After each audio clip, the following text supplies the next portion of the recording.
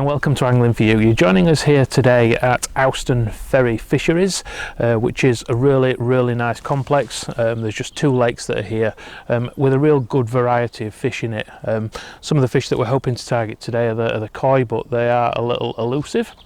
I'm going to talk you through my approach to commercial fisheries, and as some of you might know, I've kind of turned a little bit more to the natural stuff over recent years, fishing a lot more on rivers and canals than I have been doing recently. But we've just come out of lockdown, so really keen to get back out on the bank and back fishing again. So I'm going to have a few days fishing commercial venues. I'm going to talk you through my approach today.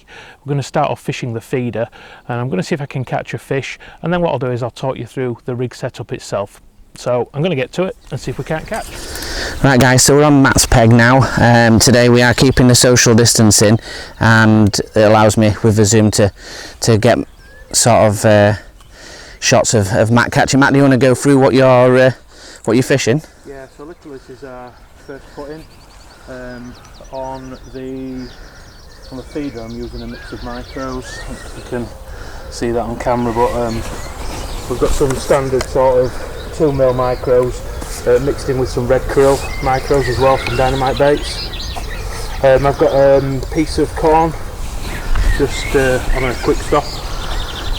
I'm actually still setting up. I was just mixing up some ground bait, and yeah, the rod started to go. I just saw your handle turning when you were thinking, like, why is your handle turning? What rod's that, Matt? It looks a lovely action. Yeah, this is Drennan Acolyte. It's the 10-foot Acolyte Plus. It's pulling back, isn't it? Yeah, it's good fishing here, good stamp, and the pull hard. It don't feel like a massive fish, if I'm honest, but it's yeah, power. It's those mirrors, isn't there? The sort of like that 4 to sort of 8 pound range. They just they seem to be quite angry, the fishing here, in comparison to some other venues. Yeah, they pull back a lot. And I ain't even got my rod in water yet. I will be doing soon, and fingers crossed I'll be joining you. So we're just talking about the weather and how different it is today than it was yesterday. Literally yesterday I was freezing all day. It feels about 10 degrees warmer already today. We've got the sun shining on us back, there's no wind. Perfect. Yeah, it's nice. I'll have to get cast. I'll be casting in soon because everyone's rocking up now. We thought that when we got here this morning that it'd be rammed, didn't we?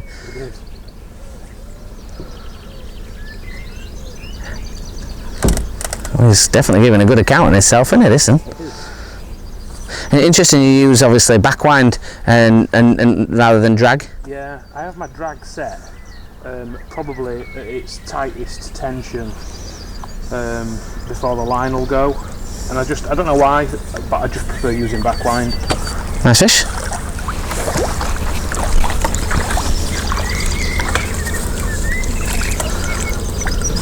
So yeah, not a huge fish. I'll just get that one hooked and then I'll show you it. Nicely in the lip.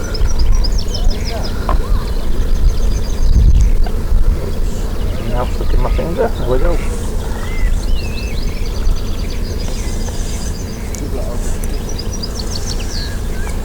So yeah, probably only a couple of pound. But yeah, nice little fighting fish. Hopefully it's plenty more of them to come in the day.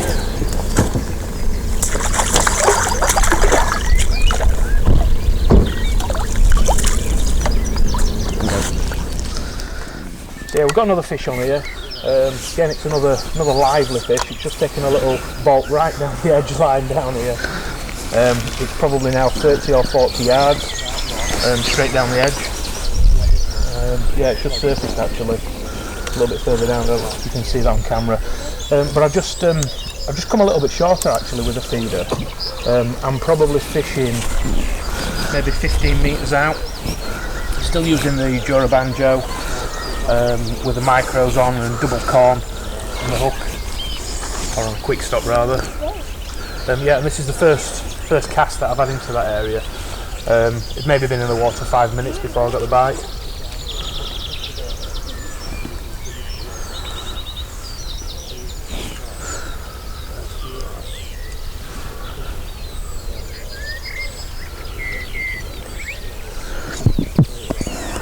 So this is the third fish that I've had on The last one I lost it. I was out in open water. And it don't feel like a particularly big fish, this one, but it's it's another one of those little angry ones.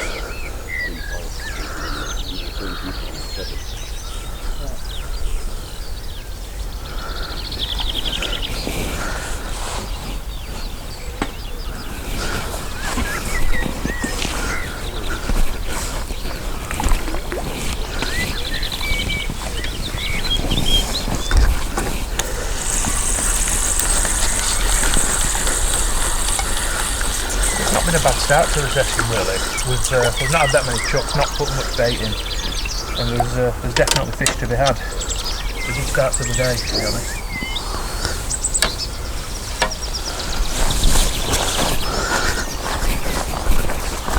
It's right under my feet at the moment, is this one, but it doesn't want to come up to the surface. Got my net ready to scoop in when it eventually does.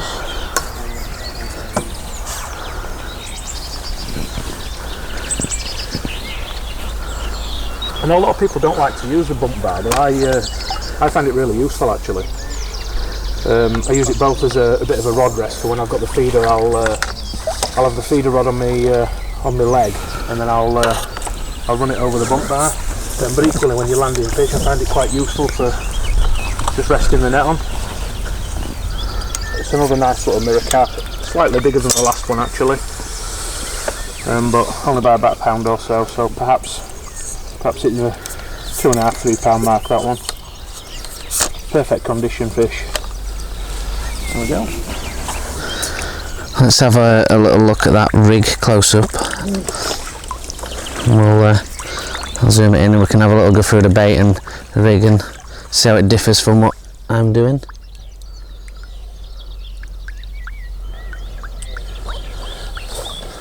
There, can you see that alright on camera?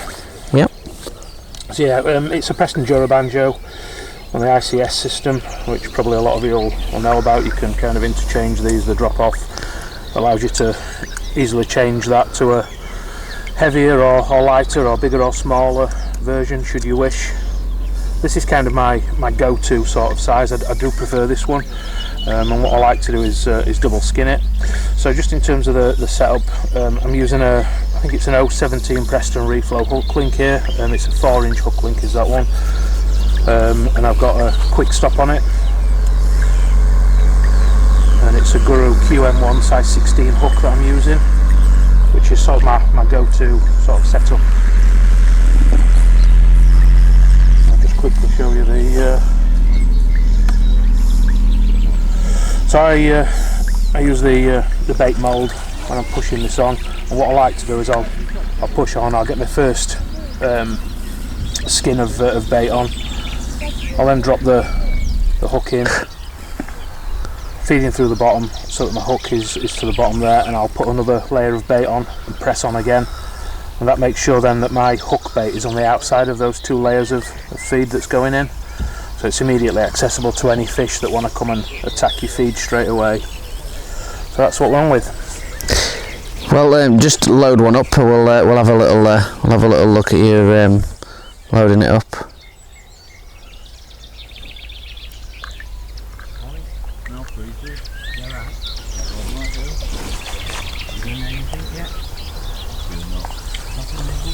So that's the first layer just going in. Give that a little push. You don't want to push too hard.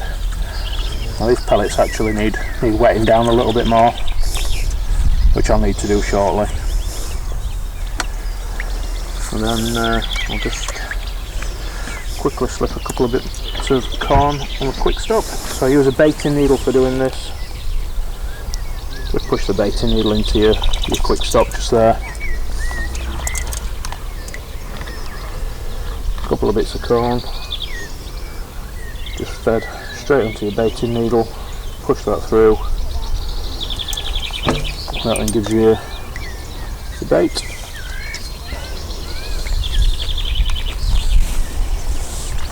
And with this one actually what I'm going to do is I'm going to put a top skin of ground bait on. So I'm just going to drop in the sweet corn, I'll pop the ground bait in, I'll push it in and then I'll show you that.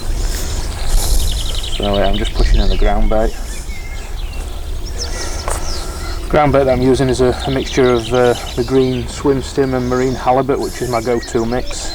And as you see when that pops out, because the sweet corn was in at the bottom, there it is. So we've got a nice little layer of micros on the bottom, layer of ground bait, and then your hook bait really nicely presented for when that lays in on the bottom. That's going to be the first thing that hopefully attracts the fish to it and gets you a bite.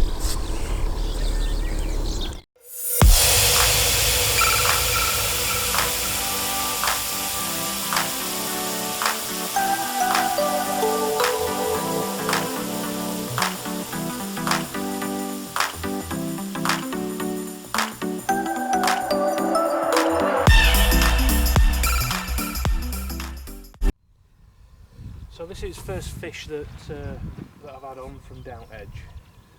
We're coming up to sort of 1:30, 2 o'clock in the afternoon. I've been feeding that edge line progressively throughout the middle of the morning, really. Mate, it needs to be this koi fish. Yeah, we've seen a couple of nice koi cruising down the edge, but they don't really seem to have been interested in a great deal. They don't feel like a big fish, this.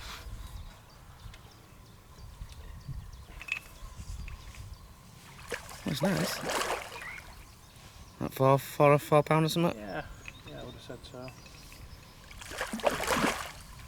Made a mess of net in it. I really should have this elastic pulled a little tighter, to be honest.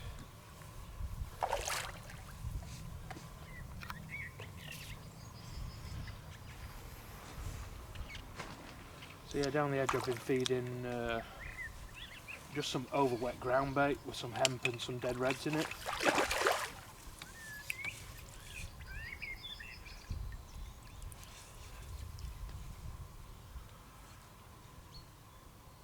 It's fair to say for the last hour or so it has been a little bit quiet around the lake generally, but it is that quiet time of day, unfortunately. Hopefully the fish are going to come onto the feed this afternoon.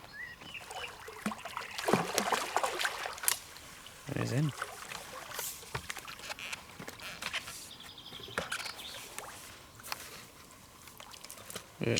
Nice, a bit bigger than 4. Yeah, possibly a little.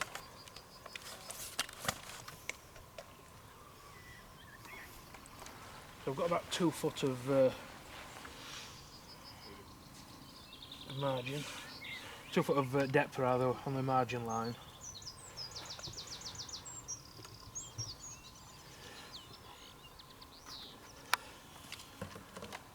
And that one was taken just on a piece of single corn. Let's see if we can hold that up for the camera. Playing daft buggers. Last thing we want to do is risk dropping it, he says, as it slips out of his hands. So there we go.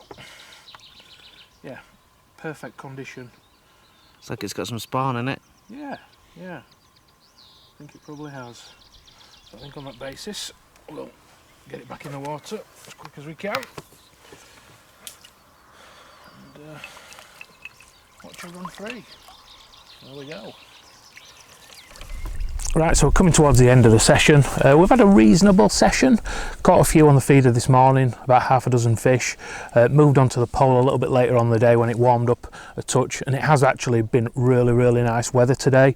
We were out yesterday and it was bitterly cold yesterday. We were absolutely freezing, so I came really well wrapped up today, and actually I'm probably going home with sunburn.